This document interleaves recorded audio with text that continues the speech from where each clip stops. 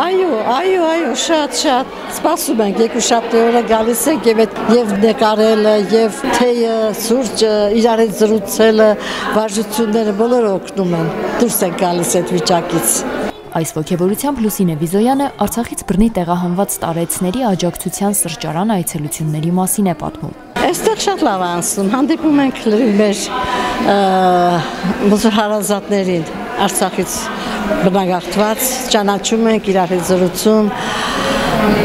հիշողությունները կիսում եւ ապրումները։ 60 եւ ավելի տարեկան արցախցիների համար նախատեսված միջավայրը նրանց հույզերի հետ աշխատելու հոգեսոցիալական օգնություն տրամադրելու համար է նախատեսված։ Այցելուները սովորում են ճանաչել իրենց էմոցիաները, ընդունել դրանց գոյության իրավունքը, արտահայտել դրանք, փորձում են ազատվել բացասականից։ Փորձնական 12-շաբաթյա ծրագիր է, որ նախատեսված է Արցախից բռնի տեղահանված հենց ավագ սերնդի ներկայացուցիչների համար, հաշվի առնելով այն հանգամանքը, որ երիտասարդները աշխատանքում են իրացվում, երեխաները ինտեգրվում են դպրոցներում իրենց հասակակիցների հետ եւ տարեցները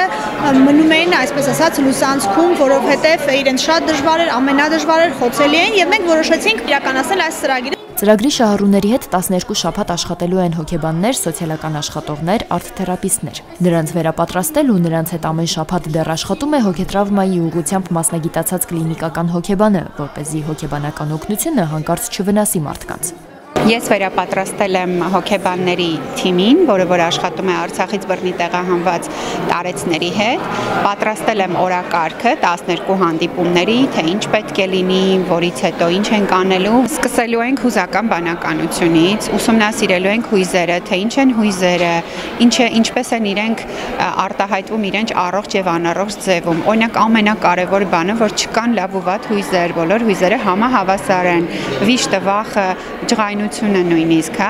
որովհետև իրենք էլ մեզ ինչ-որ մի ձևով պաշտպանում են, նախ այս ինֆորմացիան որպես ուսուցում։ Հետո սկսում ենք աշխատել տարբեր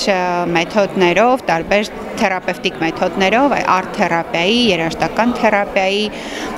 միջոցով, կավագործության եւ այլն։ 12 հանդիպում յուրաքանչյուրը 2 ժամ տևողությամբ։ Մասնագետները հասկանում են, որ ողբերգության ականատեսներն այս կարճ ժամանակում իրենց էմոցիաները վերահսկել չեն սովորելու, բայց պարբերաբար այցելելու, շփվելու, խոսելու եւ հույզերի հետ աշխատել սովորելու ցանկությունն արդեն իսկ ինչ-որ առումով հաջողություն են համարում։ Ինչ նկատեցի մեր շահառուներից մեկի մոտ,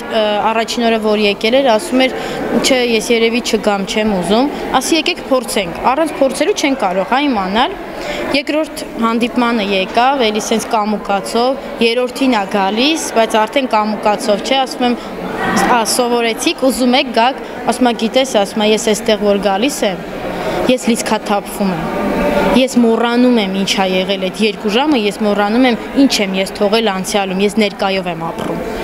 Ու սա իմ համար մեծ հաղթանակ է, որովհետև եթե ինքը արդեն որոշել է, որ գալու է այսուհետ, սա ինձ համար ամենադրական փոփոխությունն է։ Աջակցության սրճարանում մարդիկ հավատում են, որ երաժշտությունը, ձեռքի աշխատանքն ու կոգնիտիվ գործառույթների խթանմանը միտված վարժությունները օգնելու են, որ հույզերն արտահայտվեն ու ցավը մեղմվի։ Ճիշտ ասած, հիմա ավելի թեթև է, իհարկե ծրագիրը օգնում է շատ։ Առաջ ավելի միայն տանում ենք, չէի խոսում, չէի ուզում տրամադրությունը գցել ընտանիքի անդամների վրա, անընդհատ, բայց